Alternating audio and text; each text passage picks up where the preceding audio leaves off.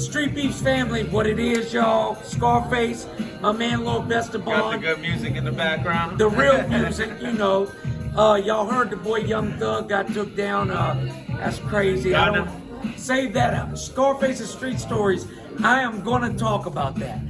Check this out, man. So me and you was talking the other day, and Street Beefs goes through phases of fighters, you know, just like any org. You know, if you go back to the UFC in 2000, Tito Ortiz was the guy. Early 2004, 2005, Chuck Liddell started to become the guy. Then it went up to Anderson Silva and Brock Lesnar. Yes, he was good at one point. Cain Velasquez, and now, you see what I'm saying? The fighters evolve. The wave of stars. Wave of stars. So Street Beefs, you know, in the early days, of course, there was myself, Vandal, Iraqi Assassin. We were the guys fighting every week. Then it went to Iraqi Assassin, Jordanian Nightmare, then Baloo, Jamaican Rude Boy, Russian Bear, and the new crop. Okay, we went through Beach. Beach is about to fight his last fight. He's going pro. Shout out to Beach, man. He was a great champion, still is a great champion. Yeah. We had Baby Hawk came through. He ran his course. Memnon, Rico. You know, when these guys come, I want to say this first of all. Beach, I believe, went undefeated in his MMA fights, or very close to it. Baby Hawk went and dominated. While my Big Smiles went and dominated. Yeah. These guys that people say, oh, the Street Beef short, if they ever fought a real guy, they're fighting real guys and dominating. Yeah. They're leaving the Street Beef short and kicking ass. Yeah. That's not to say they're undefeated, all of them, but they're doing great. Point is, we got a new crop. And I would say the cream of the new crop, at least MMA, is Sensation and Manu the Great. Yeah. I mean, do you agree on that? Yeah, they both fought a handful of times already in the yard, and both have very solid records. I think Sensation might be like 10-1 or 10-2 in MMA. Manu's 9-0. They're both around the same weight. Sharp. And they both want to go at it with each other. Yeah, so, you know, first of all, I want to shout out to both of these men. Sensation, his last fight was super impressive. He just seems Two fights in one day. Oh, he did. And the other guy was a lot heavier, the second one. He was. What was the outcome of that? You didn't post it yet. No, I didn't post Never it mind. yet. Yeah.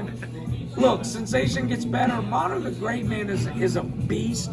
He beat Menace Mike twice, and Menace Mike is a beast. Yeah. So, you know, that should tell you. These two are going to both put up the belt. Manu's our 145 People's Champ. Sensation's our 5-weight People's Champ. They're going to go belt for belt. Have you spoke with them about a date?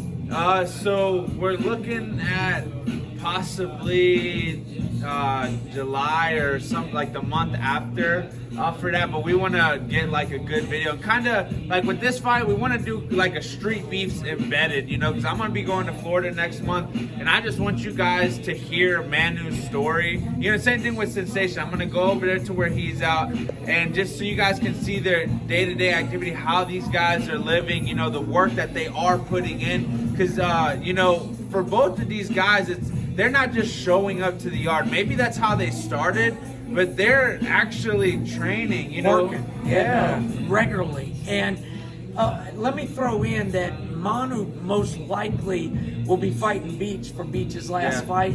So we're hoping we can. That's gonna be a big one. That's gonna be huge. It's like that fight. I feel like it's almost like passing the torch.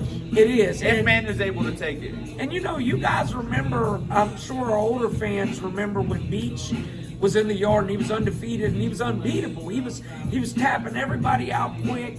Then he took a couple losses, came back and got his belt back, and is defending it. So shout out to Beach. Good luck with your career. I want to say this: we're throwing down this Saturday in the yard. I say this all the time. One more again, everybody's welcome. Everybody's welcome to come. If you want to approach any of us in the yard, that's fine. You know, you don't have to have a beef to fight either. You don't. You do not have to have a beef to fight. Now, on the flip side, if you have a beef, especially with any of us, just keep it within the confines of a beef, okay? And you can get your yard fight. You know, simple as that. Keep it respectful, because in the end, street beefs, that's what it's about. It's about respect. It's about coming to the yard, trying to squash the beef, and walk away as one, as a man, you know, basically. I don't know if you were here when we had the two dudes were gang members from, I want to say, North Carolina. They were beefing with each other. Was it the two Hispanic guys? Yeah. I wasn't there, but I watched the fight a whole bunch. That's a banger. Look, these guys were angry at each other, you know, and they did talk some shit, but I'll tell you this.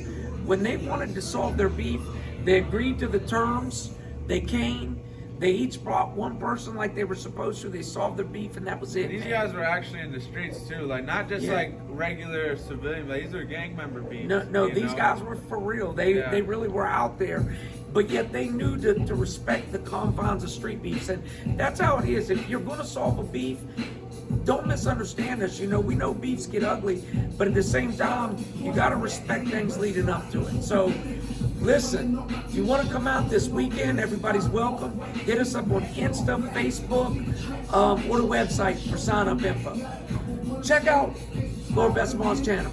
See y'all soon. Peace.